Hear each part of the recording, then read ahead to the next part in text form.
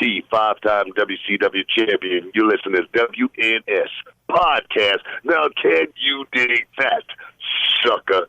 You're listening to the official Wrestling News Source podcast. For all of your information, go to WrestlingNewsSource.com or check us out on Facebook by searching WrestlingNewsSource.com or WNS Podcast. You can also find us on YouTube, Twitter, Stitcher, and iTunes by searching Wrestling News Source Podcast or WNS Podcast. Now being broadcast in over 45 different countries, here are your hosts, Daniel Herron, Tyler Abear, and Doug. That's right. What's up, everyone? I am Daniel Herron. I'm Tyler Abear. I'm Doug. And we welcome you to episode 283 of the official podcast for WrestlingNewsSource.com. For all of your information, go to WrestlingNewsSource.com. You can check us out on Facebook, WrestlingNewsSource.com. You can find us on Facebook, WNS Podcast, on YouTube, WNS Video, and on iTunes, Wrestling News Source Podcast. We're on Stitcher, Beyond Pod, Player.fm. Just search Wrestling News Source Podcast to find us. At WNS Podcast, at WNS_Daniel, and at Tyler_Abear on Twitter. There you go. Really good stuff. Welcome to the show. Got lots to cover this week. We've got your feedback. We're going to talk a little bit about Raw, talk a little bit about SmackDown. Of course, we're going to talk about the draft and give you our Battleground predictions as well. So we certainly thank everyone for tuning in to us this week. And if you're listening to us on iTunes, we certainly appreciate it. Feel free to give us a review. Review. And who knows? We'll go from there. But how you guys doing? How you feeling so far? We're changing it up a little bit, moving to Wednesdays to record our show, so it'll come out on Thursdays now. The same. Yeah, I feel the same. Feel a day older, any? I guess. Yeah. I don't know. Doug, how are you? In general or in regards to the podcast? I'm fine. Okay. I'm fine. Yeah. It's been a long week already for me. I'm sure y'all feel the same way. But yeah, so welcome to the show. Let's talk about some feedback that we got. First bit of feedback we have is from Pablo in regards to us talking about getting our hair cut. Which Pablo I know is, Escobar? I don't believe so. Oh, okay. No. Who's that? Pablo Escobar? He's like a famous Colombian drug lord or something like that. I did not know that. It's because you don't do drugs, which we appreciate you not doing. Okay. So that way you don't have to run into people like Pablo Escobar. But Pablo, our listener, says you should take a selfie right before you go to a barber and ask him to make you look like you 5 seconds before. No, Pablo Escobar is dead, so it's not. Oh. Well, people like Pablo Escobar, Tyler won't have to meet because he stays away from the drugs. Well, who's that? That fame? Oh, he's Scarface. No, he's like a recent drug lord. I think he's about to get I don't know if he's already arrested or whatever. That guy who was taking selfies on the plane whenever he's supposed to be banned from the United States or whatever the story was. Maybe it was who was Dustin Hoff or not Dustin I don't know, someone who was an actor became a journalist, and he went to go interview this drug lord for one of the magazines. Oh my gosh, I can't think of it. I have no idea what you're talking about. Dustin. I'm not sure. I just Googled famous drug lords. I'll look it up later. Yeah. There was a semi-recent guy. Wasn't there the dude who was I don't know if he's from Mexico or from... No. Yeah, there was an L something dude who was Generico? No. He's trying to help the children. What's he doing associating himself with drug warlords? Yeah, it's not. Drug lords and all that. We're getting off subject. There's a guy, this was semi-recent, hot news that... I don't know. I don't even know the story, so I don't know why I'm trying to make up or trying to tell the story that I don't know. I just know there was a guy, a drug lord type dude, who was in the news in the past year or something. Strange. Chapo. That guy. El Yeah. Chapo. Yeah. What's his gimmick? I mean, I guess it's not a gimmick. He's probably really does. I don't know. He's He makes people think that he's this drug lord, but he's actually a man for the people. probably he might be actually be a drug lord. There was a deal where I forgot who, he told the actor that was interviewing him That's who you're talking about? The actor that's El No, Chapo. no. Yeah, that's also who I was talking about. Okay, because he actually told him that Neither they were one of us know what the fuck we're talking about. He said he wanted a movie made about him and his life or whatever. He was in the works of getting that made or whatever. Who's the guy who interviewed? It was his buddy in his backyard, and they were filming it. And... Interview. I have no idea. Interview with El Chapo? When you said the name, I was like, that's the guy I'm thinking of. Sean Penn actually interviewed him. Sean Penn became like a journalist. And he got in trouble because before he was already wanted, but like when they really like pursued him or whatever, like because he like snuck around and like got an interview for like I don't know if it was Time or something else or some sort of magazine, and they're like, "Why did you sneak and go find him?" And we've been looking for him. And how'd you get a hold of him? I asked around. I was like, "Hey, where's El Chapo?" And then some people threw me into a van and brought me to him. So I'm like, "Hey, I'm with Time Magazine. Would love to talk to you." So, yeah, good stuff. Sorry. Nice way to start off the show. I don't know about you guys, but normally whenever we record the podcast, I stay in my office and get everything ready for the show. I was in the process of it yesterday because I had to work late. And so I was in my mindset, I was like, oh, yeah, we've got the podcast tonight. And then I had to self-correct myself, saying, no, we're doing that Wednesday. And then today, I had to stop myself from leaving work. Because I was like, oh, yeah, we got the podcast going on. So it'll take a little of adjustment, but I think we'll do just fine. So we do have Raw. We do have SmackDown to cover. We do have the draft picks. We're going to try and change up the format just a little bit, see what we can come up with. And we're also going to have our Battleground predictions a little bit later on. So we kick things off going into Raw. We'll talk mostly about the highlights about it. Mick Foley being announced as the GM for Raw. Daniel Bryan being announced as the GM for SmackDown. I don't know about you guys, but it was absolutely so heartwarming to see Daniel Bryan get that reaction that he got. For sure. Like just seeing him being back in the capacity of the Cruiserweight Championship and this, like he's going to be... Cruiserweight Classic.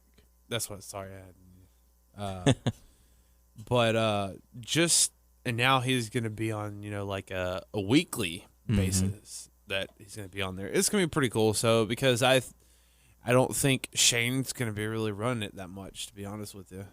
I would hope they phase both Shane and Stephanie out. Yeah, just have them be like a special appearance every once in a while. Hey, just checking in to see how things are going. Did you expect Mick Foley? No. For Raw? The rumor was Bryan, so I expected him, but I didn't expect Foley. I mean, overall... My feelings are that I think it's a positive direction to have babyface authority figures. Because if you're going to do the authority figure, which is played out, in my opinion, we've had them. They're not really a necessity, but they make it seem like they are a necessity. You can get around like needing an authority figure like pretty simply. But if they're going to do it, I welcome the change of pace of the babyface authority figure because it's for so long we've had this like combative feel like between like the McMahons and the roster, and it's just like I would like welcome the change of pace from that. Yeah, and I don't know. Do you think these are the guys for the job? I mean, do you think this is the best possible guys they could have had?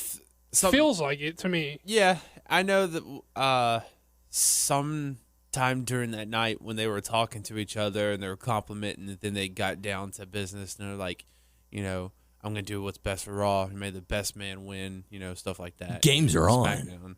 Right. So they're going to do the best. But, I did not see Mick Foley coming, and he can walk better. Dude, he looks like he's slimmed down a lot. He's lost a lot of weight. I wonder if he's doing yoga. DDP yoga, huh?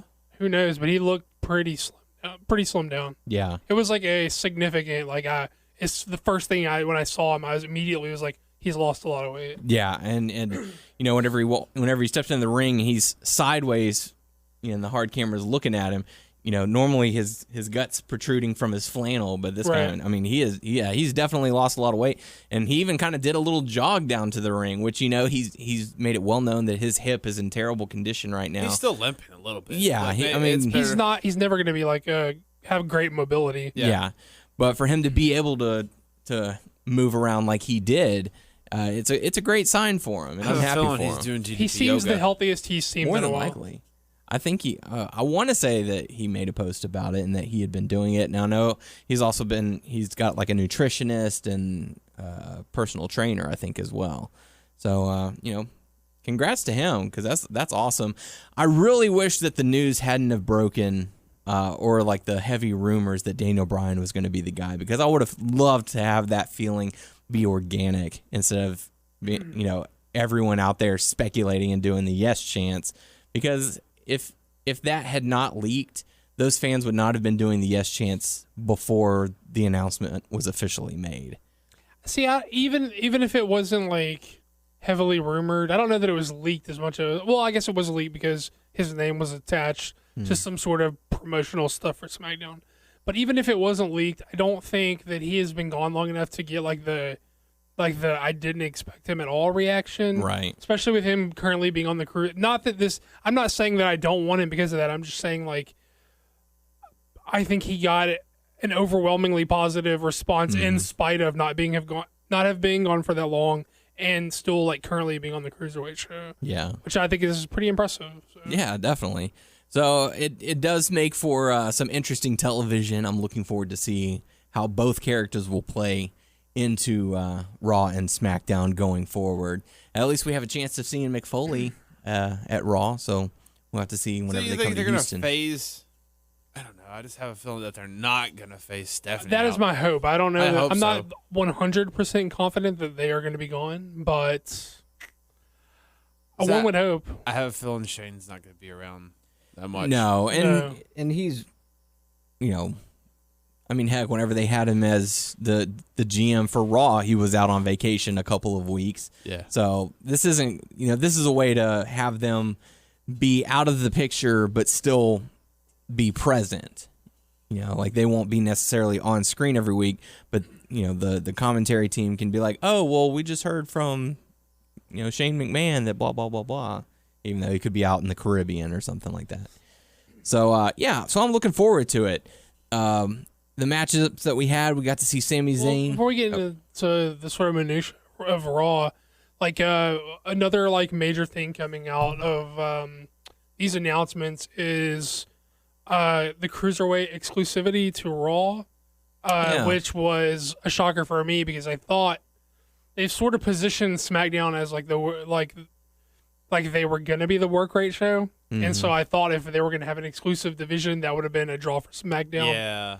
That's I find it weird that they placed it on Raw, and I'm not sure.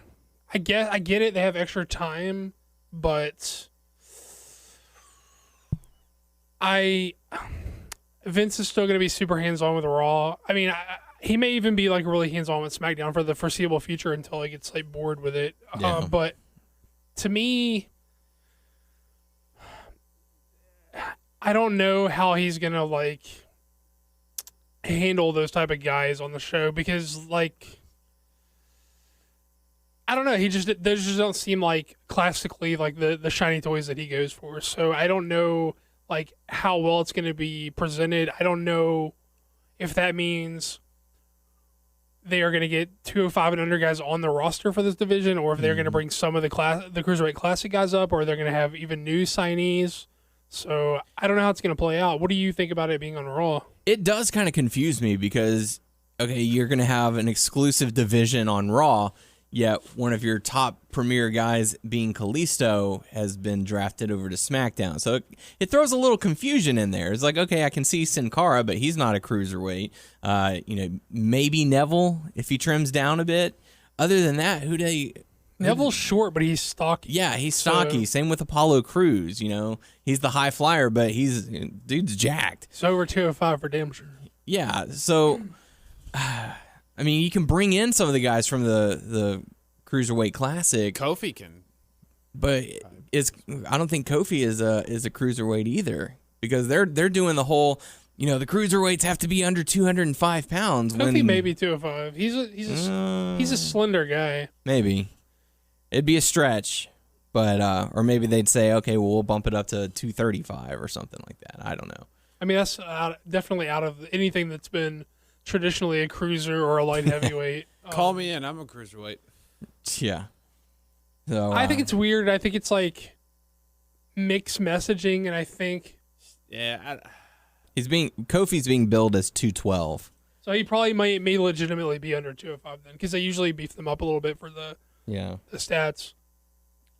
But I don't know, man. Then also Xavier Woods 205.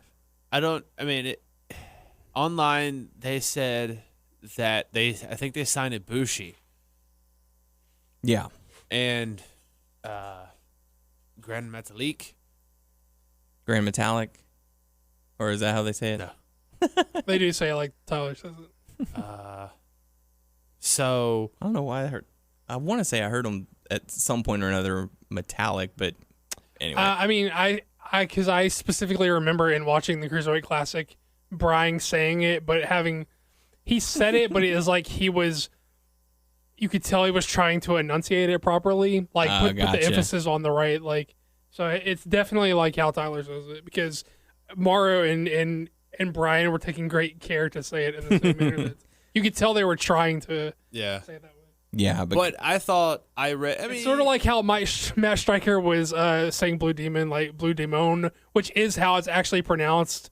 But like everyone's like, you're a fucking gringo, just say Blue Demon. Yeah, they said Blue Demon. But yeah, so you know how reports are, because online they said Ibushi already competed in his first NXT match. It was like a dark match or something like that. But they said that, and you know how, like I said, rumors or things on the internet go, that he's signed an NXT contract. Yeah. So Ibushi, how is that going to work? And that plays back to the whole confusion about the cruiserweight division. Like, is it just saying at some point in time we're going to have a cruiserweight division, or are they trying to say we've got one ready to go? It's going to be some point in time. It wouldn't be off the bat. Because they don't have one ready to go. Yeah, they don't have it off the bat. Because the cruiserweight class I can't talk. That's not even done. What I would expect is that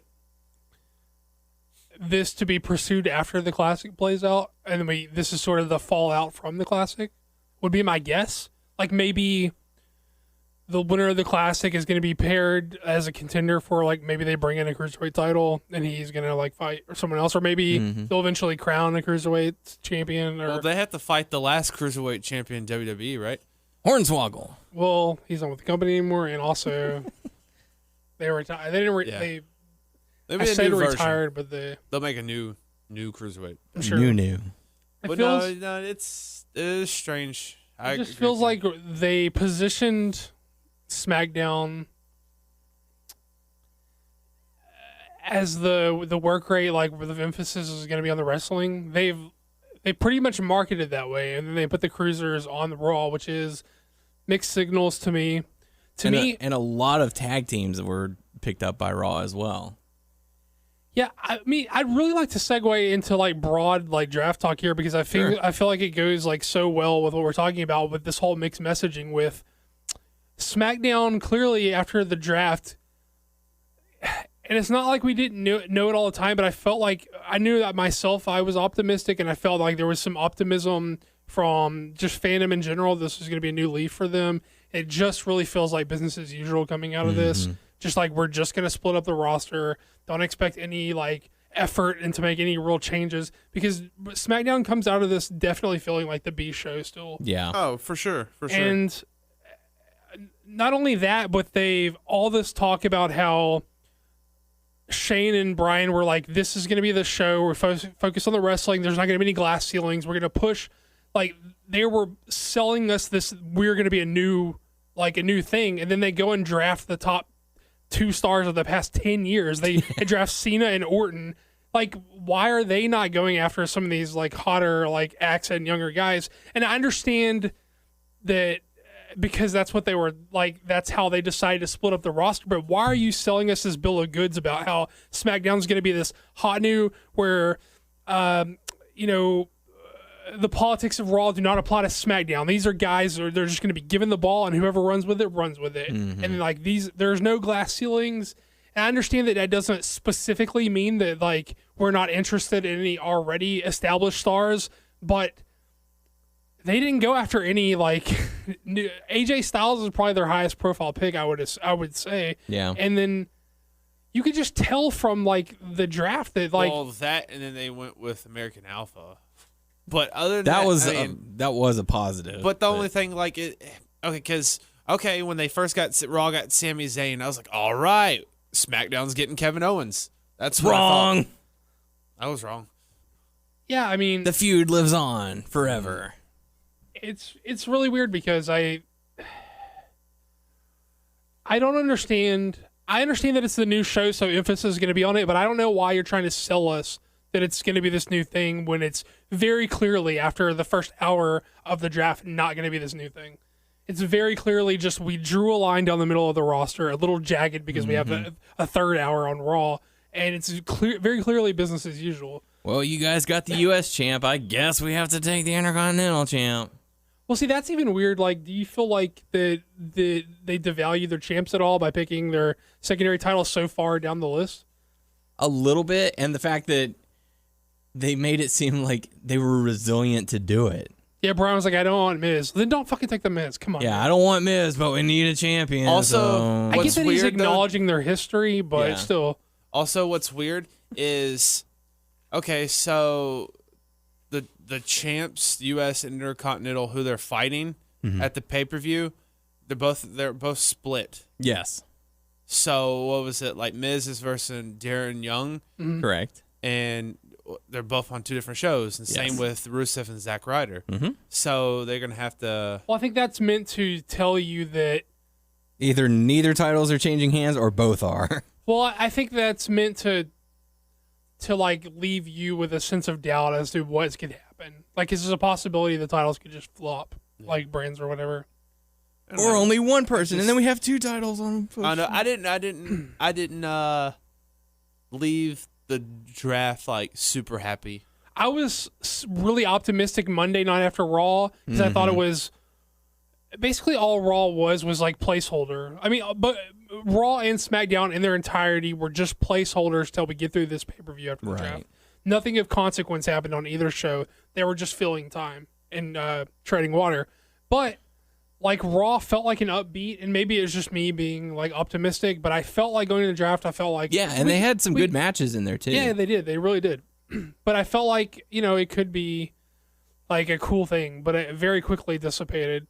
So one of the positive things is I'm not a big fan of Charlotte, but I think that a statement of taking her as their number 2 pick does a lot for her as far as like the way they're going to present her. Yeah. So I think that's a positive they took Charlotte so high, even though I don't think she's the best woman. She's the champ. And so I think that was a positive thing, but What are your thoughts about them splitting the women up?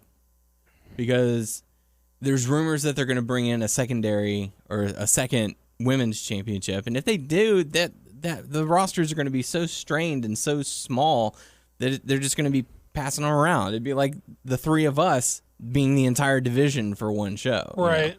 I would have preferred either all or none. They only have a handful. I mean, that's what when we were talking about how do we feel about like brand exclusivity as far as like divisions go, and we're talking about we'll put the cruisers on one show, which they ended up doing, and then put like the women on, or like is it do you want to put all does it make sense to put all the women on one show, or does it not make sense to put all the women on one show?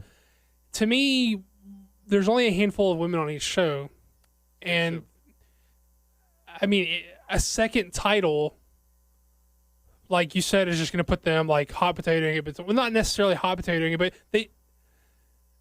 but then whenever I go back and think about like when they have all the women together now and they still only do like a really small like spotlight as far as the division, so would it be that much different? I don't know. It's hard to say. I think what they might end up doing is they'll have whoever's the champion is on their respective show. They'll have a challenger on their respective show, and during that time, the opposing show will have their own little feud going.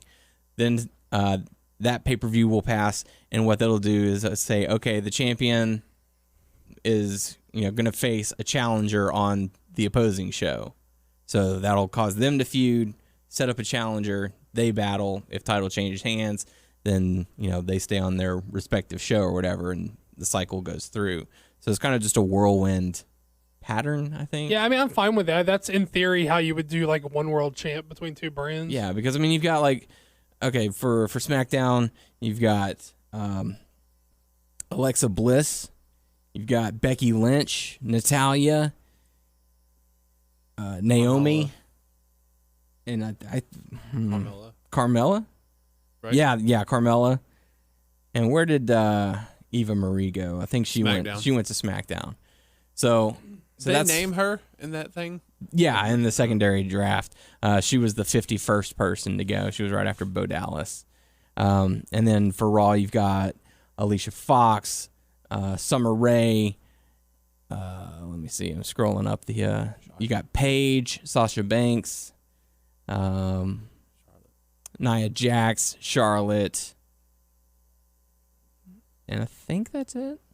Because Tamina's out with injury. Tamina's out with injury. Yeah, so she could come back and be on whichever show she wants. Same with Luke Harper. He wasn't drafted. There was a list due of to people injury. there with injury. How do you guys think about them splitting up the Wyatts? I think whenever I think they made it clear. Yeah, I think when Harper comes back, he's going to SmackDown and They're gonna keeping the Wyatt family They're going to trio. shoot Braun Yeah. up because Braun is only on Raw by himself, right? Yes. I think Braun's going to be there to take Big Show's place whenever he eventually retires. Did Rowan go to SmackDown too? Yes. Yeah. So it was Rowan and Bray on SmackDown and Braun on Raw. Okay, that does, but yeah, they can probably just stick together. Mm-hmm. Were you surprised that New Day survived intact? I kind of was actually. I'm not surprised. I was nervous that they I were thought they would split. break them up, but I am Yeah. happy that they kept them together. Well, I figured since they made so much emphasis on tag teams, that they wouldn't mention trios, and they are a group. They're not really a tag team. Sure, they're like Freebirds rule tag Yeah. team. So that's why everyone was like, "Are they gonna let this fly?" So it's like, oh, well, you say tag team. Tag team is normally 2 people, but this is a 3-man group. So, but they let it go. And also later on, after SmackDown was over, they had their 3-to-2 ratio throughout the entire thing, except for like the last 2 rounds where it was 6 people per round. So both shows got 3 picks. They made no mention of any rules being changed or, hey, now that we're down to the I end, noticed that. we're gonna allow SmackDown to have equal amount of picks. It was very weird because they played it off like nothing had changed and everything was normal. So it was weird. How do you guys feel about the NXT call-ups? Before we get into it, I get that people were disappointed with guys like Mojo coming up and some of the women instead of like Bayley or Asuka, but I mean, when we saw that, what was it? The end of the beginning. What was that show branded? Take over the end of the beginning, like where they flat out said, "We're not even pretending to be developmental anymore. We're like a fully functioning brand." Like if you draft all those people, you deplete that brand. Yeah. So I get like why like a Joe or a Tommy or a Nakamura didn't go and then a guy like Mojo went, and I get that, and I get why like Bailey's still, That sets up for the hype bros. yeah, I mean, obviously his writer needs some help from getting his ass kicked by Rusev and Sheamus like every week. So, Yeah, they're on the same roster. so that's clearly where they're going with that. But Yeah, I mean, what do you I feel don't know about if the picks that did come out? if he was ready or not, but I mean, there he goes, and As far as the people who did not get picked, it totally makes sense. Yeah. Mojo is your champion. Right. Shinsuke, they want to build a name. They want to build NXT and have that kind of name. Asuka the same. She's the champion. Bailey did kind of come into the shock, but I get it. I could also see her being the mystery partner at Battleground. I think it's going to be Naomi. I think Yeah. Bailey is the face of NXT. I think even with Samoa Joe as champ, I think Bailey has arguably may have surpassed Finn while he was still there, but definitely with Finn gone, I think Bailey is the face of NXT more than anyone. Yeah. So it makes sense why she was. Well, she's still- the heart and soul now Right. of NXT. Of course. And I get that people really, I know it sucks for her because I'm sure she's friends with all the women that are already on the roster. Mm-hmm. I'm sure she wants to make more money. Yeah. I'm sure she wants more exposure. I'm sure she's cool. I'm sure NXT is fun, but And she's learning a lot of stuff backstage while she's doing that, so that'll help out later in life as well. But she's a big part of like what makes NXT, and so I can see a decision to make her stay down there. So Yeah. You know, She's one of the respected veterans up there now. Yeah. And then if you get tossed into the main roster, you have a chance of, becoming nothing. They also have a chance forgotten. of, if she goes to like Raw and like Vince or Kevin Dunn get like their hands all over her, they could totally not. Hey now, wait. Choosing of the words. I mean, like, I meant that like metaphorically. Like, they may not get like what makes her gimmick work and try to make it something that it's not, or try to like sex it up or something. We're gonna have her hug people. Like make it. Damn it. It would not at all surprise me if they didn't like understand why she works the way she works and fuck it up real easily. Sure. Yeah. So I know. Maybe it would be different on SmackDown with the ex NXT writer there and Triple H. Maybe that would be like a different thing to come into SmackDown, but I get why they didn't. Yeah, I do. I am glad that Finn got drafted so high. I mean, he was 5th overall, so that was a nice little surprise. Everyone was expecting him to get called up, so I'm glad that they did it so early in the night instead of having to make people wait. And like Tyler said, American Alpha got drafted. The crowd went absolutely nuts for that, which only shows me that these guys, they're going to be huge stars as long as they're treated right. And since they're going to be on SmackDown, I'm pretty positive that's going to be the case. Also, speaking of Finn, go ahead. I'm sorry. I was going to say the club and the. That's what I was going to mention. Speaking of Finn, I guess AJ is on SmackDown and Gallows and Anderson are on Raw. So that's interesting. Obviously, with Finn being drafted to Raw as well, that leaves that open as a possibility. Yeah. Although, I think it'd be odd to bring him in as a heel. I feel like he sort of has to be a heel if he's going to team with the club, because I feel like people want to cheer him, and he sort of came in as a high-profile pick, so he's sort of positioned as a babyface in a weird way, even though he hasn't debuted yet. So I could see them like just leaving that, like not touching that for a little bit, like just not necessarily, just not acknowledging interaction, just like not acknowledging the until they get there one day. I don't know if they have that sort of patience or that sort of restraint. Knowing Raw, they would probably mention it. Yeah, I mean, He's well known over in Japan. Oh, he actually teamed with Luke Gallows and Carl He's got a Anderson. history with him. he actually started the club. Yeah.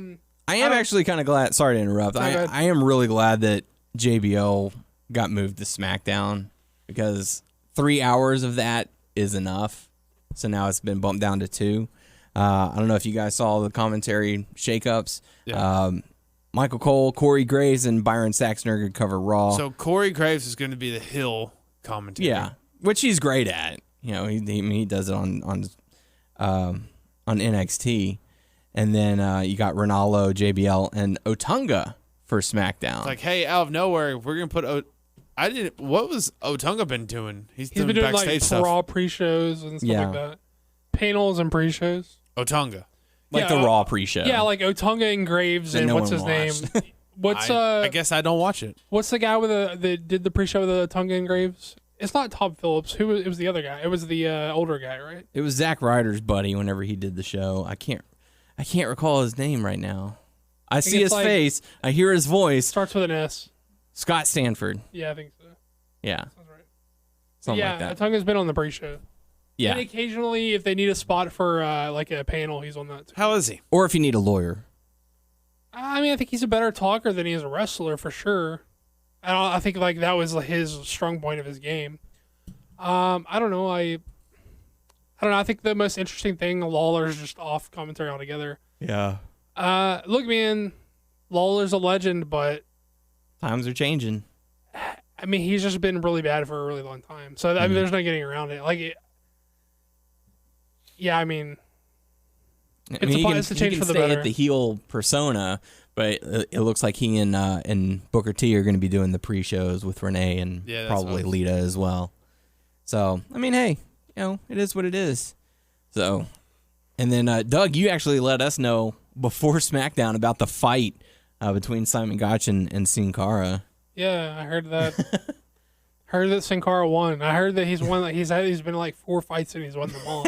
Who was the last time he got in a fight? Sheamus. He supposedly beat Sheamus' ass and supposedly beat Gotch's ass too. Which is I mean, crazy. I'd buy it if he beat Sheamus' ass. I'd pretty much buy him beating Gotch's ass. Yeah. Sheamus is supposedly a bully, so it doesn't surprise me. No, especially if he's one of Triple H's guys. Are you not entertained? I've heard like numerous people like say he's a bully, so I don't know. You want to come at me, motherfucker? I think Do you not see my haircut? I don't know, man. I wonder what's even gonna happen to that guy now. Which one? No, they split up Lucha Dragons. Yeah. I don't know. Wait, so where's Sin Cara going?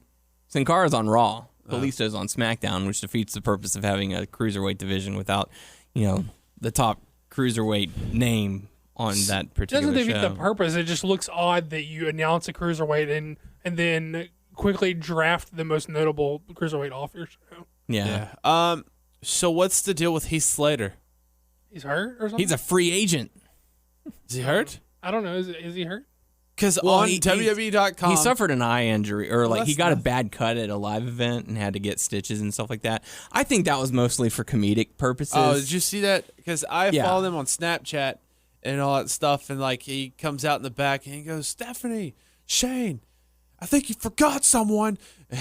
So I don't know. Yeah, well, after the draft had finished on the network, the very last clip was him sitting in a room by himself, surrounded by chairs, and be like, "What, is that it? I mean, come on, you guys completely forgot about me." And then the lights turn out, and he's like, "Oh, you got to be kidding me!" And so he starts like throwing chairs Because around. Bo and Curtis Bo and are on the Curtis- same show. Yeah. And so I think this is going to be something for comedic purposes. He's going to show up on Raw, try and get Stephanie or Mick's attention, and they're going to brush him off. He's going to go over to SmackDown, try and get Shane or Daniel Bryan's attention, and they're going to brush him off. So he's just going to be like a floater, trying and be like, "Someone just draft me. I want to compete. Someone just pick me up." Something like that.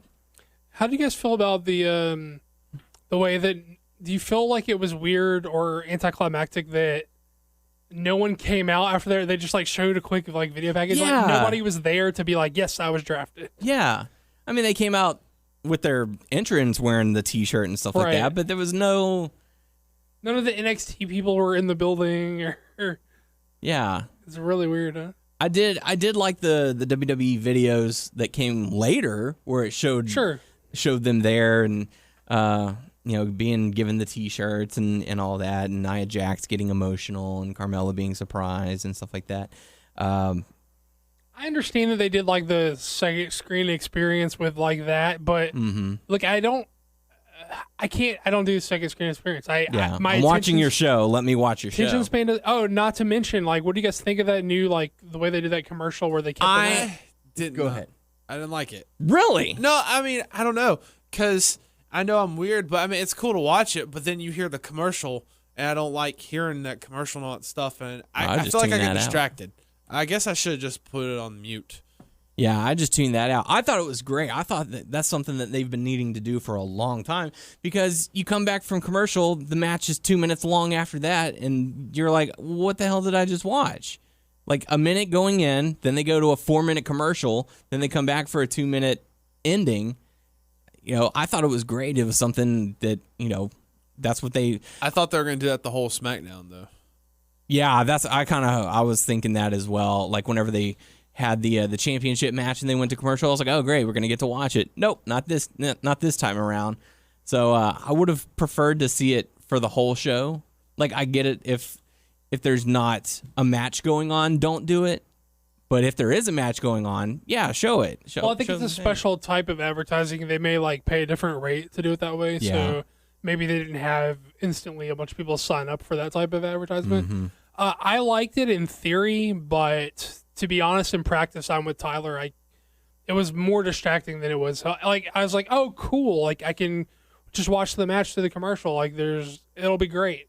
But then like I couldn't Stay focused. I couldn't not hear the You were commercial. listening to Domino's and they're great deals. Yeah, it was just like overwhelming. Yeah, I should put on mute. It was like way too I don't even with it muted. I think they like just because it's so much smaller than the advertisement, I couldn't focus on it. I have bad attention span though. Like I'm like one of those people who's like, shut the fuck up. I'm trying to like I'm trying to focus. Shut up. So, any surprises for the draft that you guys thought? It was like, wow, I mean, with the exception of like Kalisto going to SmackDown. No major surprises. My biggest takeaway of all is just that they spent the past like month selling us a bill of goods about how SmackDown was going to be the cutting edge like show, and they did the exact opposite. Anything that was cutting edge went to Raw because it's the flagship. Yeah. And SmackDown was completely treated like the little brother, and like it always has been, and it's not. They have no plans of changing it. It's very clear. It was a surprise that they didn't split up Owens and Zayn for me. Yeah. I mean, you've got Owens and Zayn, and they're talking about, fresh opportunities and fresh new takes when you draft Baron Corbin and Dolph Ziggler. It's like, that's something that's fresh and original that we haven't seen 37 times before already. It's just like they drafted guys and then I know the Cesaro like promo like was sort of a big deal because he was pretty brutally honest about like how he felt about where he was drafted. But that like stuff like that is a big takeaway for me. Is like SmackDown is a great fit for Cesaro because Vince doesn't see him as a top guy. Well, then, let him be like the work rate guy on SmackDown and get over just on his work then. Like, that is a perfect fit for him. Yeah. Why the fuck is Cesaro not on SmackDown? If you're not going to push this guy as are you just despiting him? I mean, like, what the fuck? So, I feel like Raw's just going to be Raw. Yeah. Like regular Raw. Except for, hey, we could see Finn Balor. And SmackDown is going to be Raw Light. Raw Light. And, Yeah. hey, we could see American Alpha. But yeah. I was surprised that Lesnar got drafted at all. I thought he would be like a mention. Special attraction like The Undertaker. Right, I thought he'd be in the Undertaker role. Like that'd be like drafting The Rock or something. Right. Well, slightly less than drafting The Rock, but We draft Triple H. What? No way. Speaking of Brock Lesnar, what were you guys' thoughts whenever the announcement was made that he failed the wellness thing for the UFC? Look, I'm a Brock Lesnar fan, but I'm not surprised at this point in my life and at this point in my fandom. It would not surprise me if you fucking tell me anybody was on anything. Yeah.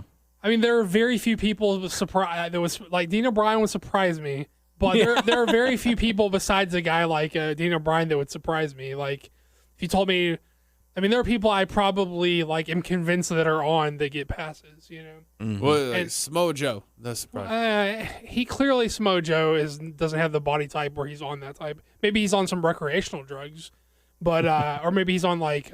Look, this is all me just like speculating. Yeah, I'm not even accusing him of anything. I'm just saying like if Joe is on something, it's clearly not a PED. It's more like a painkiller thing or like a recreational thing. Not that he's even doing that. I'm just saying clearly he doesn't have the body type of a guy who's on steroids. Clearly. But it doesn't surprise me at all that Lesnar was on, even though I like him as a fan. I think he's been mostly good when he's been on the past few years.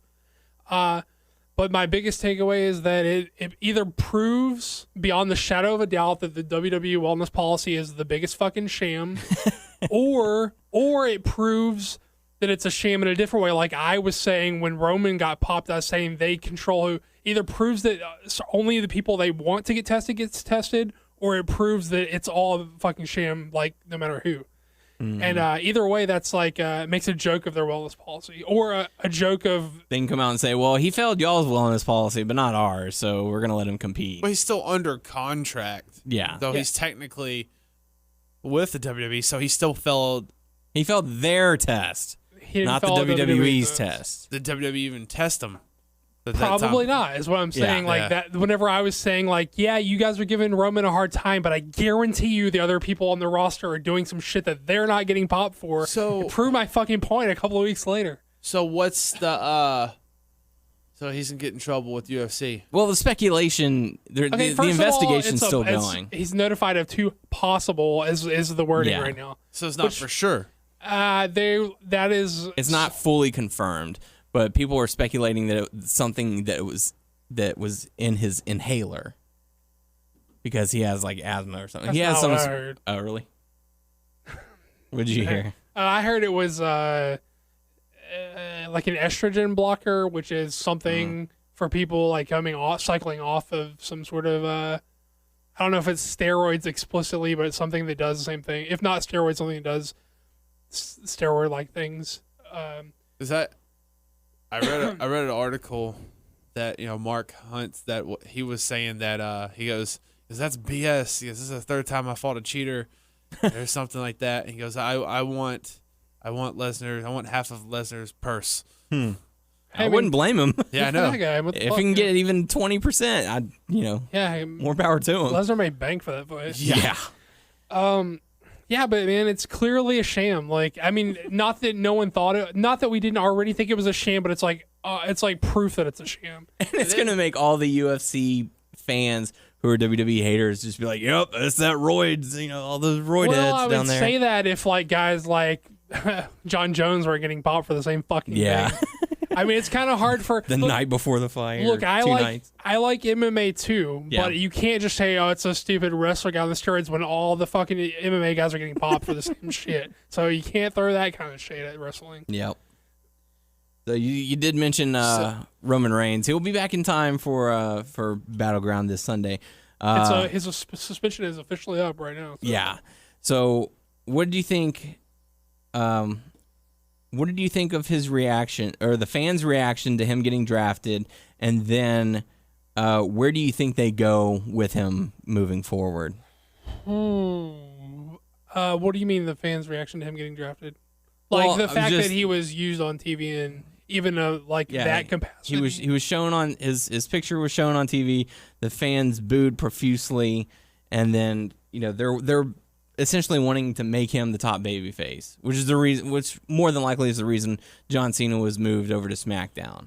They want SmackDown to have a notable name like John Cena, Sure. and they want to make the new name being Roman Reigns. You've got John Cena and Randy Orton, the guys who are on the tail end of their careers on SmackDown, to bring in those viewers, and then you've got the new faces, Seth Rollins and Roman Reigns, your heel face dynamic. But I mean, with the crowd reaction booing so heavily, They booed Lesnar right after too, though. yeah, That's because of the drug test shit. Though. sure. But in this case, it's just he just happened to be the wrong guy at the wrong place at the wrong time. The fans have rejected him time and time again. He no matter how much he's fought back to try and gain back the crowd, which we've given him multiple times, where we said, dude, this guy has improved. He's done all that.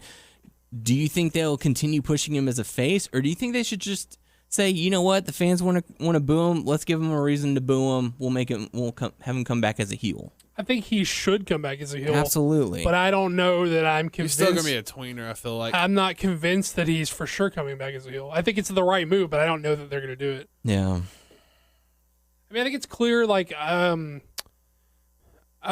you guys think we're getting a second world title, or do you think it's going to be like a floater, like between the two? Because clearly, the top SmackDown program is going to remain Cena and AJ, and the Raw like title program or main event program is going to be the Shield guys, obviously. Yeah. Well, I guess Ambrose is going to be on SmackDown, so that. Yeah. I mean, but you know what I mean. Like, He'll be guy number 3. yeah, it'll be like. What I mean is it'll be Rollins and Reigns. It's going to be the Raw program, and AJ and Cena will be the SmackDown program. Right. But do you think we're getting another title, or do you think they're going to float it? I wouldn't be surprised, and this will go a little. This will, be hypothetical to our Battleground predictions. I think if Ambrose walks away with the championship, Stephanie will come out and say, "Oh, you know what? No, Seth, you deserve to be champion. So we're going to have our own championship. We don't even care about that one." Something like that. So you I think they'll anoint a champion, or you just think they'll bring a new one on? I hope they don't anoint one. That always comes off so lame. They'll probably set up the next pay-per-view. They'll probably have SummerSlam be like Roman Reigns versus Seth Rollins for the championship, for the Raw Heavyweight Championship or something like that. Gotcha. That's what I think they'll end up doing. And that's if Ambrose ends up walking away with the championship. So, I don't know. We'll see. How do you guys feel about Ambrose's reign so far? I think he's clearly just a transitional champion. I don't think they put any effort or any stock into making him anything more.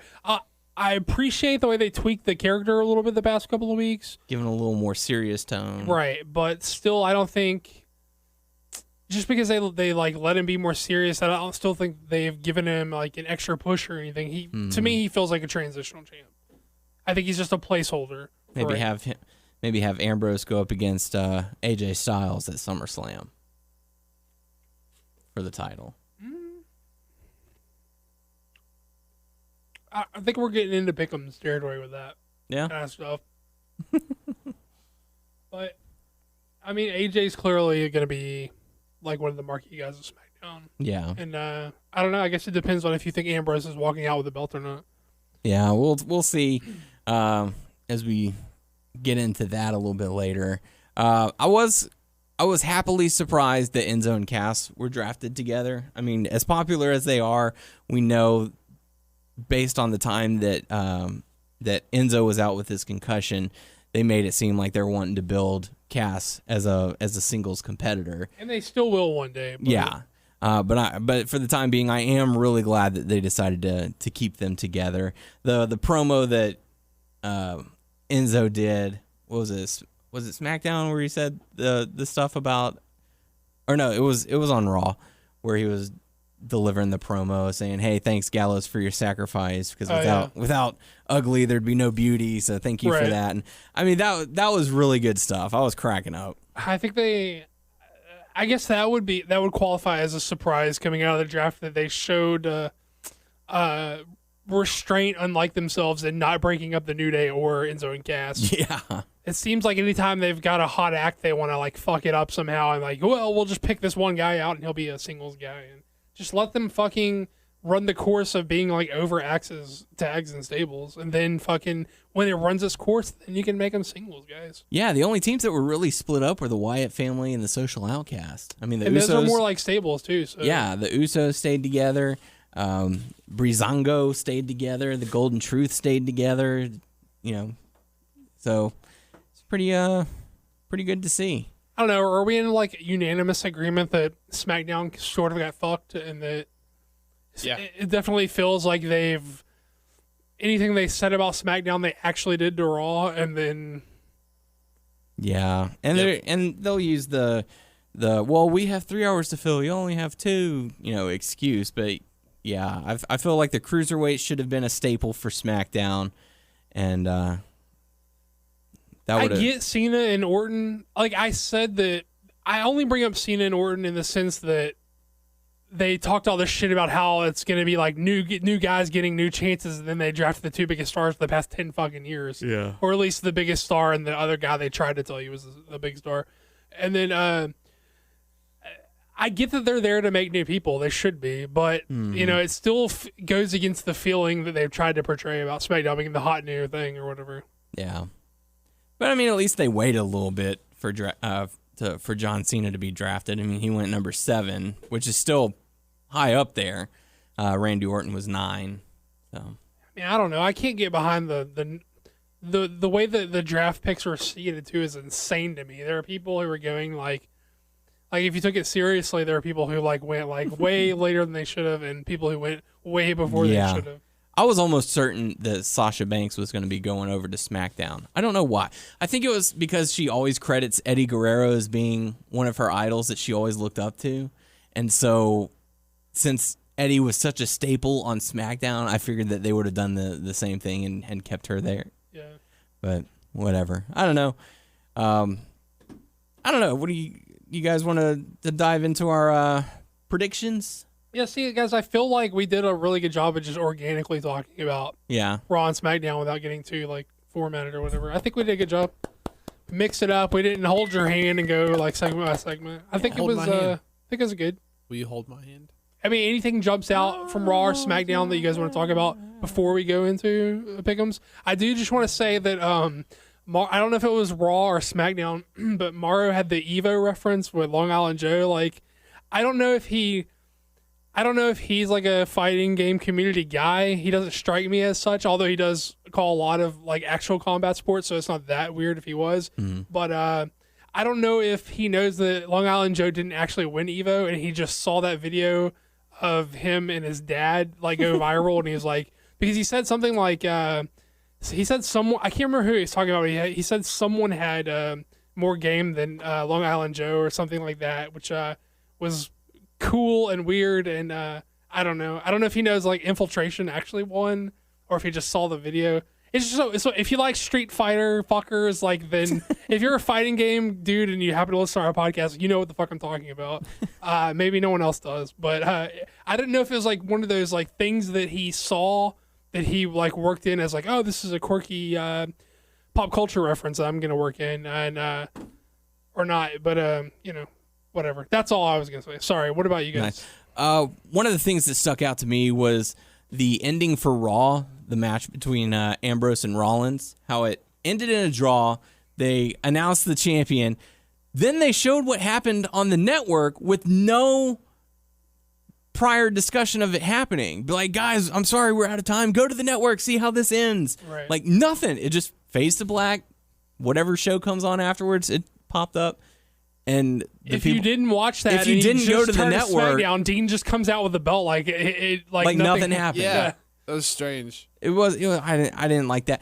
One of the things I did like was Kevin Owens came out for SmackDown because he was going to go up against Kane.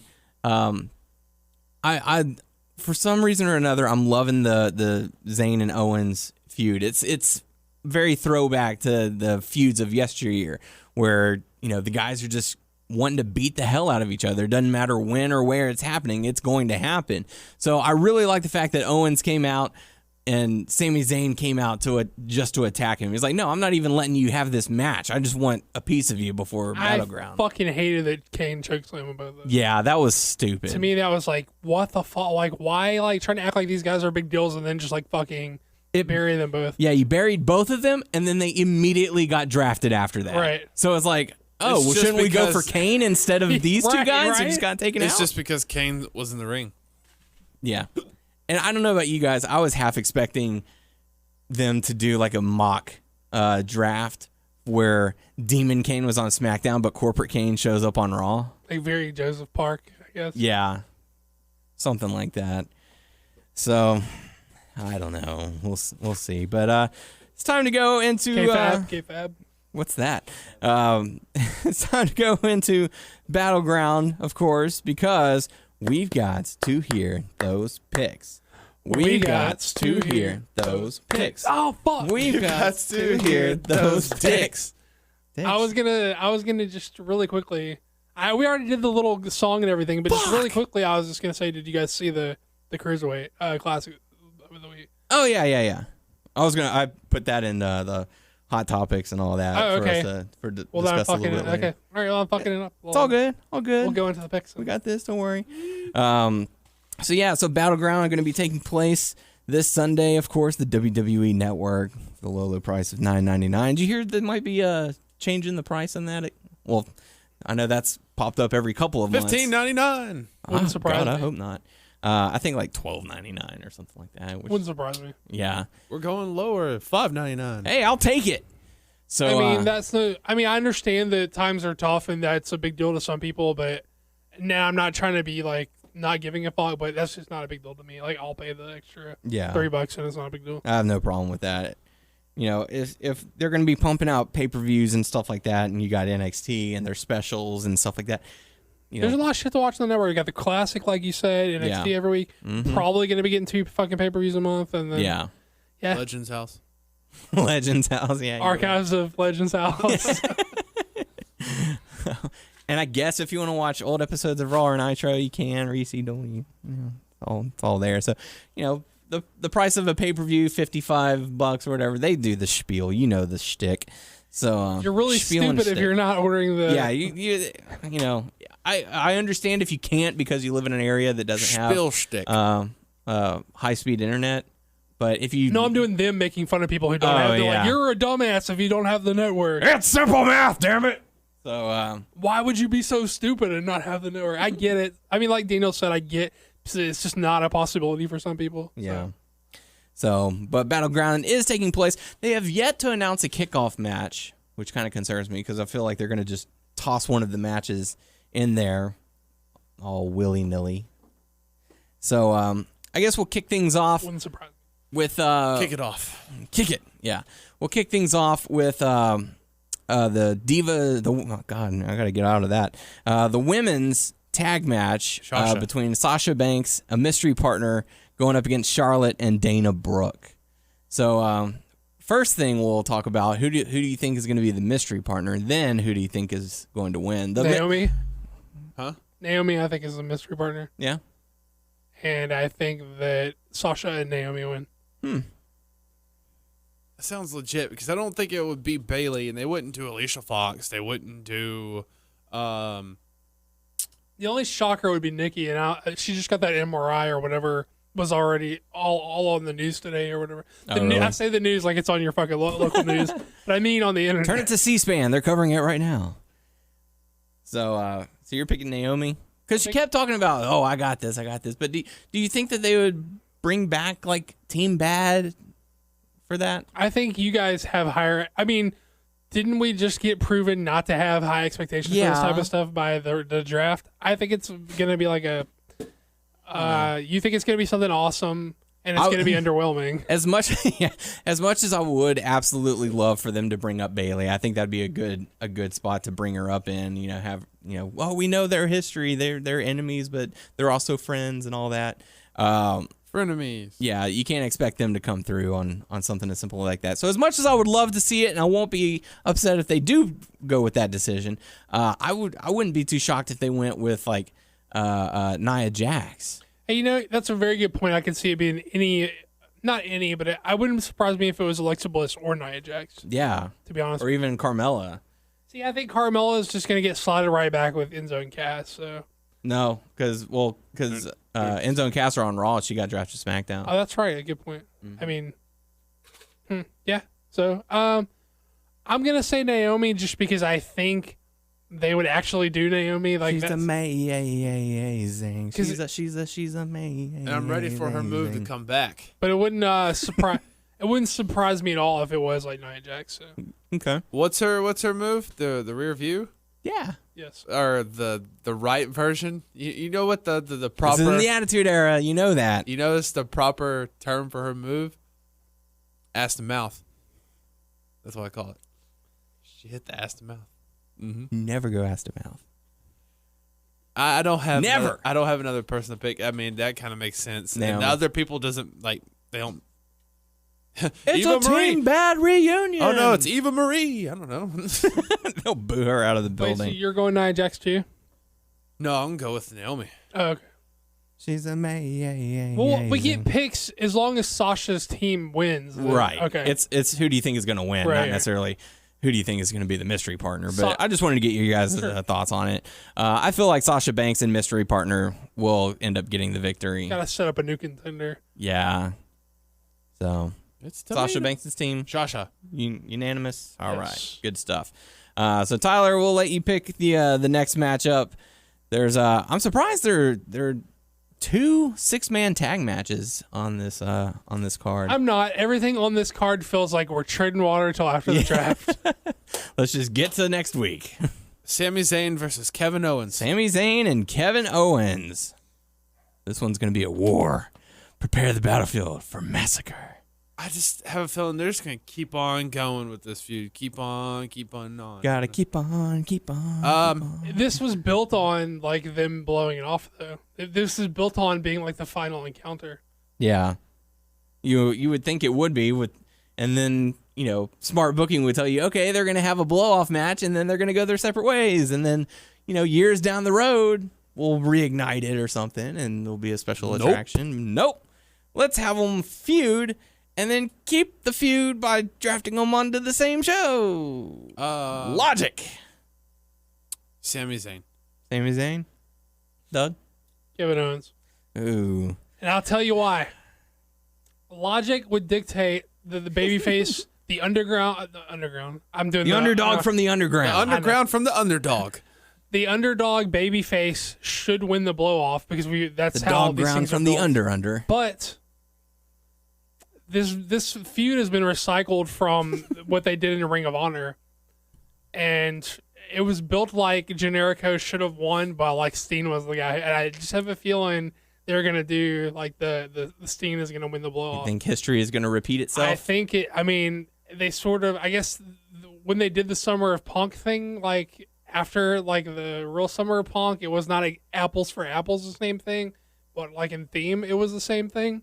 So I'm gonna say that Steen and I'm gonna say that Sammy and Kevin like pitched this themselves. And I'm gonna say Kevin Owens is gonna win.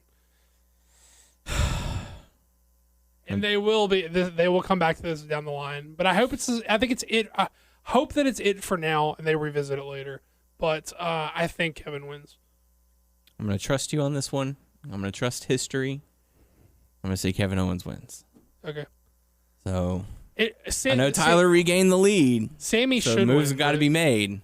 Sammy should win, like in theory. Yeah. All right, I'm going to go Kevin Owens. Final pick. So you're saying mean Sammy. Kevin Owen. All right, Doug. What's the next matchup we're going to talk about? Wait, or was that the second one? The Steen one. Don't do that to me. Because it was Mask versus. Damn it! It was Mask versus. How did that play out? Because it was 2 back-to-back final battles. Like 1 year it was like final battle was like Mask versus Career or Mask versus Contract and ROH. How did that play out? I forget. Fuck yeah, I forgot. I don't know how it happened. Well, I'm guessing Generico didn't lose his mask. Yeah, but they played it off weird. Like it's Generico didn't a little lose bit his more mask. complex than that. He lost his mask and he pulled off, and he had another mask underneath. I wonder what he looks like underneath. Nobody knows. I'm sticking with Kevin. I'm sticking with Kevin Owens. Kevin Owens. I'm sticking with Kevin Steen. Fight, Steen, fight. I'm Hopefully really not I'll trying to just- sound all douchey. I got tongue Why do you have to do that to me? All right, so Doug, pick the next match we're going to talk about. We've got the New Day versus the Wyatts. We got the U.S. Championship, Intercontinental. We got the ladies, Becky Lynch and Natalia. Enzo and Cass with the Cena going up against the Club. I'm gonna go with Becky versus Natalia. All right, how are you feeling about this one? I'm gonna go with Becky. Yeah. You think she's finally going to get her? Natalia's going to get her comeuppance? I think Becky's being built as like the top women's star of the SmackDown brand, or like that's how it came across to me as when Like y'all got Charlotte, we've got Becky. That's how it came to me, like as her being the number 1 drafted woman on the brand. So Which in WWE logic means, hey, you want to learn how to book a top star? Have them lose. yeah, I mean, I guess I'm still going with Becky. All right. Yeah, I'm going to go Becky. Natalia will put Becky over. Yeah. I think Becky's going to get the win as well. Natalia's heel attacks will get justified. Heel attack. Yeah, we'll get justice. Let's talk about Chicks, man. Miz versus Darren Young for the Intercontinental title. Now this is a SmackDown being Miz and Raw being Darren Young. Darren Young's kind of on a roll lately. Although, is he really? Because his last couple of matches, his wins, while he does get the win, aren't too convincing. I mean, on Raw, he won with The Miz distracting Del Rio. And although he did get a win on SmackDown with the chicken wing. So, I don't know. What do you guys think? I think Darren was a placeholder feud just to get through the pay-per-view and the draft, and I think that Miz is going to retain. Okay. How about you, Tyler? Yeah, I just feel so bad, man. They're not really building him up. They just showed like video packages, like weeks and weeks. And They've been hyping him for so long. hyping. Okay, that's the word. And then He's undefeated so far since he it would re-debuted. just kill me. This is gonna kill him. Yeah. Or could it be a chance to make a new star? I don't think. I mean, I could be wrong. It's like, oh, guess what? Darren Young gets the title, then Zack Ryder gets the title. Yeah. I mean, at the moment, Raw has 3 championships. SmackDown has 2. So why not just have one of them flip or something like that? I don't know. It's interesting because we talk time and time again about how if they start bringing up the numbers of how long their reign has been, sometimes it makes it come up a little shorter, their reign. And Miz has been doing the welcome to day 92, welcome to day 99, or however many days of the Miz's World Tour as Intercontinental Champion. I mean, he's on a roll. Darren Young is starting to pick up steam. He's got the momentum going. So I don't know. It's a tough call. What about you, Doug? I already said Miz. Oh, yeah. Sorry. I said I think it was just a placeholder for you to get through the That's draft right. and the pay-per-view. Completely blanked out. So, Tyler, what do you think? Someone just knock on that window? Probably Jazzy. I was like scratching my ass like with it like towards the window, and I heard I was like, what? Hey, check it out. Check out his booty. Miz. Oh. Yeah, I'm going to go with Miz as well. I think Maurice is going to get herself involved in the matchup, and it's going to cost Darren dearly. Well, Bob Backlund's going to neutralize that threat. But he's not going to do anything to a lady. No, he's going to... a gentleman. Of course not, but he's going to just talk her out of it. Hey, young lady, He's going to yell her out. you step down from that apron before you get hurt. So, did you guys see the video of Bob Backlund, like, holding himself up on the escalator? I think so. Did you see that, Tyler? No. It's like, whenever you put your arms on both sides of the escalator and you lift yourself up. It's like core strength shit. Yeah, it's like he did that and had his legs out, like he was holding himself while the escalator went down. He did it like the entire length of the escalator. It was nuts. just like this. Like that. Check me out. Yeah. So dude's still in very good shape. He's always been like one of those obsessive like fitness guys. Mm-hmm. So let's talk about the United States Championship. We go from IC to US. Rusev going up against Zack Ryder. Tyler, what do you think about this match? Rusev. I mean, just because I don't feel like if the Miz and whatever plays out first in the pay-per-view, and if one stays the same, I don't think they're going to have two championships unless it's like, okay, Raw gets the cruiserweights, right? Oh, Yeah. Guess what? The U.S. is now on SmackDown, so is Intercontinental. That'd be weird, but I don't think it's going to change. So you're sticking with Rusev? Yep. All right, Doug? Hey, all that shit I just said about Miz and Darren Darren Young about how just being a placeholder for you to get to the pay-per-view and the draft, same shit here. I think Rusev's going to retain. Change the names to protect the innocent. All right, so Don't Rusev, even protect him. I don't care. yeah, I'm gonna go with Rusev as well. I think they're starting to put a little more focus on him, which is good. He's been needing it. Zack Ryder, his time will come. Maybe he'll, like we mentioned earlier. His time will come. Yeah. Yeah. I bet he hears that a lot. Yes, and I'm sure with the addition of Mojo Rawley, we'll see a tag team reform there. They'll get their time. I bet that's what he wants Their instead time of will this. come. I bet he's way into that Hype Bros tag team instead of this singles title win. Oh, absolutely. Because he just wants to be hyped, bro. He's a team player like that. Yeah. I don't get He just wants to get over. I stay hyped, and I can't calm down because I have a condition. So let's talk about the New Day going up against the Wyatt family. Is this for the titles? It is not. Okay. It's just a six-man. See, I thought it was for the title. No, it's a six-man tag match. The titles are not on the line. Xavier Woods is tripping balls lately. I don't know. What do you guys think? I might go with the Wyatts just because of its non-title and Xavier's been acting weird, so I can see shenanigans with that really easily. Mm-hmm. Maybe they use that to... I mean, maybe the story is he overcomes his fear and kicks ass and gets the win for his team. Maybe that's the story, but I don't know. That's what it seems like a weird, unnecessary story to tell. And Braun takes the pin, and that's what causes Bray to like flip out and be like, "Good, I'm glad you're going to Raw." Yeah, I mean, see, it's weird because the Wyatts are kind of breaking up, so it's like it would be weird for them to win and then break up. Yeah. Breaking up is hard to do. But I don't know why it would be non-title, fuck it. I'm going to go with New Day. New Day? I talk myself into New Day. New Day. Oh? Mm-hmm. Like, no clothes on? Penis and vagina? Penis and vagina. I'm gonna go with the New Day as well. I think the whole overcoming your fears, let's teach a lesson to the kids, and then Bray and Eric will say farewell to Braun and be like, hey, you take care of them on the other side. I don't think Braun's eating the pinfall though. No, nah.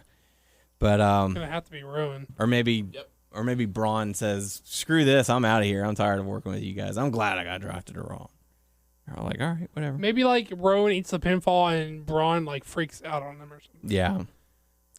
We'll have to see. But talk about the next matchup. John Cena, Enzo, and Cass going up against the Club. Tyler, what do you think? I don't know, man. It's like, who's eating this pinfall? Is Enzo eating this pinfall, or is Anderson eating this pinfall? Yeah. We're like, who's eating this pinfall? Well, you wouldn't say Gallows wouldn't eat it. I think Anderson's the guy who takes the pins. Yeah. What did he say about thank you for being ugly? That was Gallows. No, it wouldn't shock me if Gallows ate the pin, but there's no way that fucking Cena or Big Cass are eating pinfalls. Okay. If they lose, Enzo's taking that. Yeah, AJ's not taking the pin. Doesn't Gallows look weird? Like, he looks like when he walks, he looks weird, and plus he looks like he's like super tan, but except for like the top of his head. Well, I'm telling you, Man. I think he went. Suntan Biker Man, come on. Go ahead. Well, I was gonna say I think he went like fishing or something, and he had a hat on and sunglasses. That was like it was up down to his nose. Well, yeah, blow his nose because it stopped there to cover his eyes. Like maybe he had cover a bandana. all his head. Maybe he was running around on a chopper all I ain't weekend. talking about no other man's weird tan lines because I got plenty of my own from working out. I have a farmer's tan. I've got worse than a farmer's tan. I've had weirder tan lines in the recent years. So I'm not going to talk about no other man's weird tan lines. Because I've got plenty of my own, and I don't want to be judged for my own weird tan lines, so I'm not going to judge him for his weird tan lines. Tan for tan. I don't know who I'm going to pick. Daniel. You know what? They made a story out of Cena, Enzo, and Cass not, connecting well, not having that great chemistry of, the timing as the club does. All you're doing is saying one-liners. Oh yeah, and they're gonna beat up John Cena. That's what he does. That's Enzo. Yeah. I feel like Cena, Enzo, and Cass are gonna end up getting the victory, just to make the crowd happy. Let the club lose because they're about to split. Yeah. Well, I mean, both teams are splitting. Cena is going to SmackDown. True. Enzo and Cass are going. Cena and Enzo and Cass aren't really a team. Yeah, they're not a team, but the club's a team. Das Club. Yeah, so I'm picking Cena and friends. Still don't know, man. Chicks, man.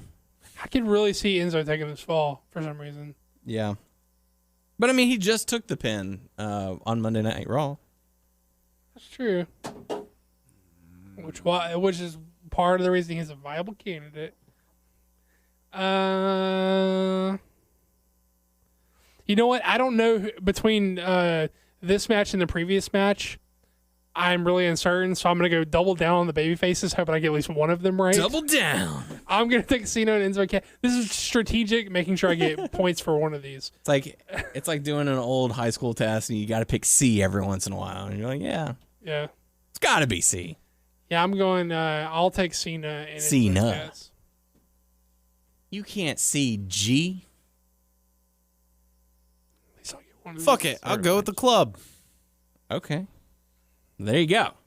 Final matchup. Wait, who'd you have? Do you have Wyatt's or New Day? Oh, I didn't pick, did I? He picked the Nude Day. Yeah, Nude Day. That's what I picked, yeah. I He wants remember that. naked people. I remember that. He wants to watch naked people run around in the ring. Yeah. So, Ass to mouth. So that takes us into the championship match. Dean Ambrose, Seth Rollins, Roman Reigns coming back from his suspension. Triple threat match for the title. Tyler, we'll kick things off with you. I really feel like Ambrose is not going to leave with the title. Really? Yeah. So who does? Jigs, man. Yeah. Seth Rollins. Seth freaking Rollins? Yes. All right. Yeah, I mean, I'm going Rollins too. Really? Yeah. I think it would be sending the wrong message to have Roman come back and win, and I don't think Ambrose is walking out with it. And we don't need fisting. I mean, I think they think Roman's the wrong guy to win, like message-wise, after coming back. Although they did keep He's him on. going to redeem himself. Although I think Roman's the right call. Like, Roman's the guy who I would book to win. I just think they're going to put on Rollins. If Roman's getting the title, how about Brock Lesnar get the title? I'll probably be wrong on this one, but I'm going to go with Ambrose. I don't know why. I just feel like they're going to have him hold on to it just a little bit longer, at least until SummerSlam. So we'll have to see. But I got to say, those were some great picks. Those were some great picks. Those were some great picks. So there you go. Let's talk about some hot topics. Cruiserweight Classic, like we alluded to earlier in the evening. Yeah, I saw the first episode. I know the second episode is probably available now since we're doing this tonight. On Wednesday. Yeah. Same with NXT. So I don't know. What did you guys feel about the presentation? What did you guys feel about the matches so far? I didn't see it. I like the presentation. I thought Brian was like, and Mario both were actually like really excited about everything, and Brian was accusing like everyone of having jet lag for some reason. Did you catch all that? They traveled so far to get like, here. Multiple guys. He was like, distance travel is going to play a factor in this match. Was it just me, or did you feel like Dana Bryan seemed a little bit nervous about doing the commentary? He did. Yeah, because he seemed like he was like trying to find his place to say something, and it's not easy to do. It's no, like, it is definitely a challenge. It's not the same thing as cutting a promo. It's like a different art, you know. So Yeah. he is a guy who's gotten a lot more comfortable being a promo, It's the bear hug. but those don't necessarily translate to like commentating skills. So he's definitely not like a really polished play-by-play guy, he's not. He's a great insight guy because he's not he a knows a lot of the talent. He's not a play-by-play guy anyway. He's a Yeah. color guy. Morrow's play-by-play, but he's not a really polished commentator. But he's never fucking like consistently commentated like this before. So. Yeah, he's their expert on the wrestlers as well. I think the matches have been pretty exciting so far. I'm looking forward to seeing how much they turn it up towards the finals. What I really like is that they've given everyone a little bit of time and a little bit of backstory. So like traditionally they wouldn't have bothered with people who were going to lose in like the first round, but they've given everybody a little bit of a story. Yeah. They've given everybody a little bit of a Here's chance a little to- history of this guy, what Right. he's all about. This guy comes from the Great Samoan Dynasty family and all that. So even though you can look and see that this guy is Everyone's getting put over. Yeah, I mean, Yeah. if you could have if you would have asked me for my picks for every match in the first round, I would have gotten them all right because I'd be like, this is a more established guy. He's going to Sure. go over. But instead of just treating it that way and only giving the spotlight to the more established guys, it adds some intrigue that they may do a wacky WWE thing by pushing an unknown guy and by giving these unknown guys a little bit of a shine and a little attention. So I appreciated that. Yeah, I mean they're coming out, so hey, they're only going to be involved in one episode, so why not give them a little spotlight? Well, I hope I'd have to reread some spoilers, but I would hope that they do non-tournament matches, like tags and stuff, going forward to fill out the cards. yeah, you know what I sure. mean? I would like to see that. Yeah. But I don't know that it's definitely happening. But I don't know who stood out the most to you for night one. It's been a week. Oh, yeah, I can't remember. I thought Cedric Alexander had a really good showing. I thought the crowd really got into him, and I guess this is going to play out for the show that came out today that we haven't seen yet because we're here. I think that I want to say Cedric wrestles Ibushi in the second round, and they tore it down. And even though Ibushi won, he knocked Alexander out. I think from what I read of the spoilers, the crowd went apeshit for chanting "Please sign Cedric" or something. Supposedly Triple H came out, Shook his hand, and all that. I don't know, but that was crazy. So when did Cedric leave ROH? It's been a little bit. Because when I remember in ROH, he was a part of a tag team, and they split, and then he had nothing for him, and then He was tagging with Caprice Coleman for a while as CNC Wrestle Factory, but after they broke up, they sort of sort of they tried to push him as like a heel and it didn't work. And I think he's more of a babyface anyway. But he's one of the guys they totally wasted, just like they've been wasting ACH for a long time. Ring of Honor has these guys they could do a lot more with that they seem to be wasting away. So I don't know what their problem is, but Cedric's on fucking the network tearing shit up, and they clearly missed the ball on that one. So yeah, and he's one of the names on the list of 5 members of the Cruiserweight show that are supposedly on WWE's radar as potential signings. I mean, you got to think this is some of these guys they already brought in with the intention of signing. Mm-hmm. Some of these guys this is like an extended tryout for. Like, did you do really well? Like, and I mean, I'll attest from the first round. Like, Cedric had a really good match. I think he was super over. The crowd like really, really got behind him. So, I mean, I think he's possibly gonna get signed off of it. I hope he would get signed off of it at least. Yeah. The Ho Ho Lun Arya Daivari match was a little slow. Yeah, but that's sort of Arya's not like a big spot fest guy. He's sort of like a slower paced guy, and I don't think Ho Ho Lun is like super polished either. So I don't think he didn't impress me at all. One of the things about the presentation that I really like is that they have a specialty. They're like, this guy's a high flyer, this dude's a ground and pound. They're not necessarily all this one type of wrestler, and they at least mention that. Right. It's one of the things that I enjoy about it. Yeah, did you see Sean Malta almost fucking kill himself on that dive to the outside on Ibushi? Where like whenever he like flipped up and almost flipped over and all. Yeah. He didn't clear the ropes and his head almost went down on the apron. God, I think Ibushi saved his life. Do you remember how like Ryback saved Kalisto's life a couple of months ago? Yeah. It was like that level of like he just didn't clear the fucking ropes enough and he was going to fucking land right on his head on the apron. Or the ground. Yeah, but, go back and rewatch that, and you're like, at first glance, you're like, oh my God, something just went terribly wrong in that, and somehow they managed to recover it.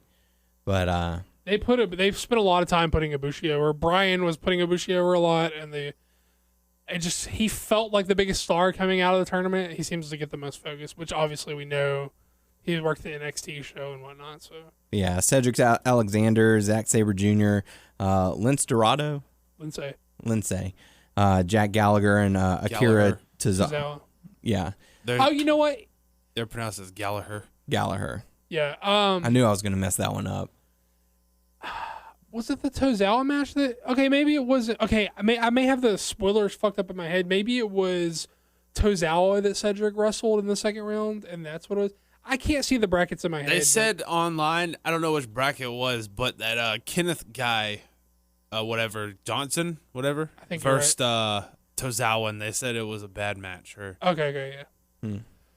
I like Tozawa though, so that hurts my heart a little bit. Yeah. But some cat they say online is like, it really says something when you have a bad match with Tozawa. yeah, see, I don't know much, if anything, about that other guy that he wrestled though. He's one of the guys. There are a handful of guys I was like, I've never seen this guy. I don't know what he does. And he's one of them. So. Nice. Did you guys happen to see the Balor and Nakamura match? I did. In NXT? I did. What did you think about it?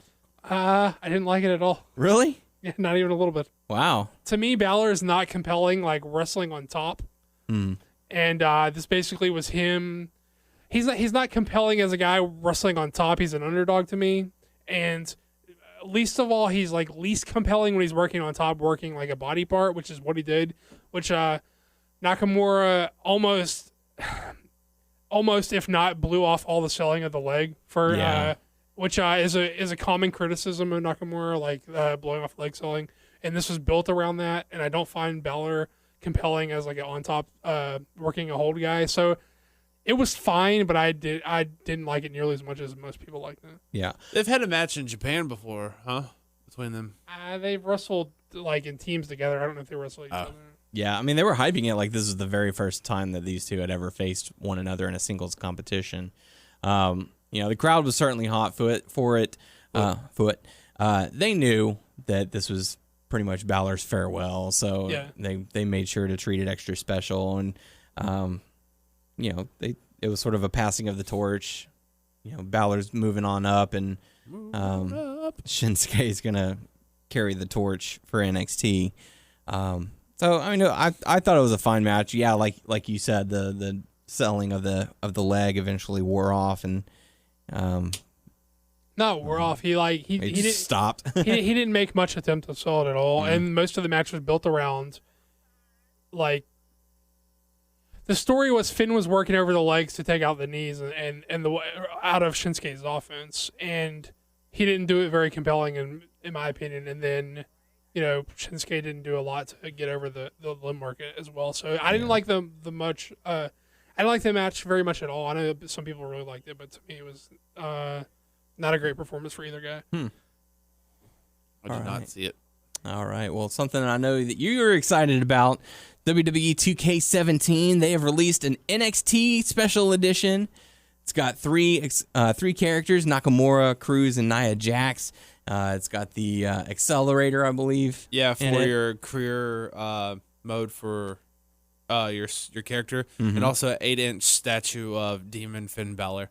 Very cool stuff. I put a gift card you got me for my birthday. I put it down on it. So very cool. Low price, $99. Yeah. So if you're looking for the special edition, that is. It's probably like the coolest special edition edition they've ever had with WWE. Good stuff. I can't think of anything else. Yeah. What about that one year they had that shitty little piece of paper of The Rock that was like a picture of The Rock on that really flimsy paper? So freaking cool. I remember that. That was so like freaking cool. 2K or 2013.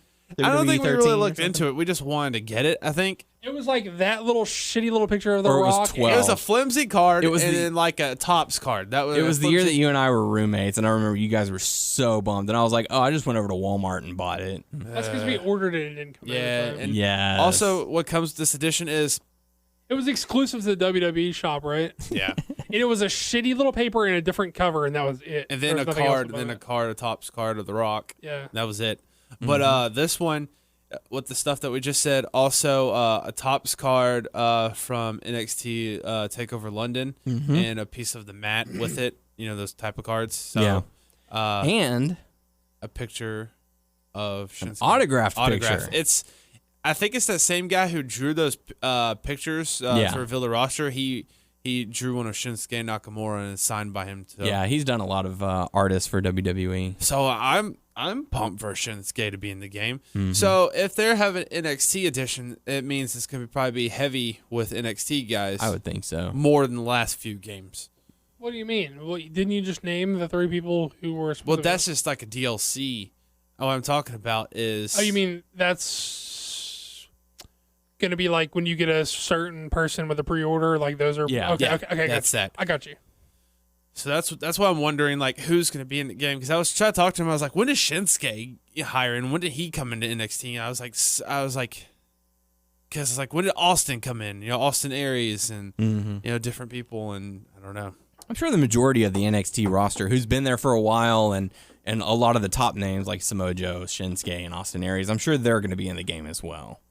So should be a huge roster. That's pretty cool. When I saw that, I was like, oh, it has to get it. So have you guys been watching Lucha? I'm so far behind. But because what happened was I missed so much of it, and when I finally got back to the time, it was like the finale, and I'm like, I'm not gonna jump in at the fucking finale. Yeah. I'll wait till I have time, and I'll marathon back up there. Yeah, I'm the same way. I've been so taken aback at work and everything. I just have not had time whenever it comes down to it. And pick it back up next season. yeah, and I'll probably spend one day this weekend. I saw screenshots. So it was Black Lotus is finally wrestling. Oh, good. Finally. So, yeah, be on the lookout for that. But that's pretty much going to do it for us this week. Thank everyone for listening. Again, if you happen to be listening on iTunes, feel free to give us a review. But don't forget, you can submit questions to us on YouTube, WNS Video, also our Facebook page, WNS Podcast. You can check us out on WrestlingNewsSource.com and WrestlingNewsSource.com on Facebook. And subscribe to our show, of course, on iTunes by searching Wrestling News Source Podcast. Yes. We're on Stitcher, Beyond Pod, and Player.fm. Just search Wrestling News Source Podcast to find us. Yes. At WNS Podcast, at WNS_Daniel, and at Tyler_Aber on Twitter to find us. Yeah. And also a reminder for you all, if you happen to be in the Houston, Pasadena area, Saturday, August 6th, Icons of Wrestling and House of Hardcore, Tommy Dreamer. I hope to be. Yeah, we are going to be out there. We've got our booth getting ready to be set up. We're going to have a table out there. So if you happen to be in the area, stop by and say hi and enjoy the show. Buy some shit. Buy some shit. Buy some of Tyler's shit. So for the podcast crew, I am Daniel Heron. I'm Tyler. Hey, Bear. Oh, dog. And we will catch you all next week.